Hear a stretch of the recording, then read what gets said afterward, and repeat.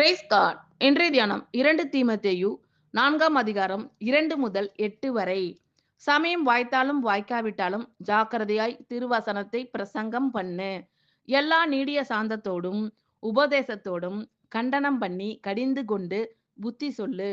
ஏனென்றால் அவர்கள் ஆரோக்கியமான உபதேசத்தை பொறுக்க மனதில்லாமல் செவித்தினவு உள்ளவர்களாகி தங்கள் சுய இச்சைகளுக்கேற்ற போதகர்களை தங்களுக்கு திரளாக சேர்த்து கொண்டு சத்தியத்துக்கு செவியை விலக்கி கட்டு கதைகளுக்கு சாய்ந்து போகும் காலம் வரும். நீயோ எல்லாவற்றிலும் மன தெளிவுள்ளவனாய் இரு. தீங்கு அனுபவி. சுவிசேஷகனுடைய வேலையை செய். உன் ஊழியத்தை நிறைவேற்று.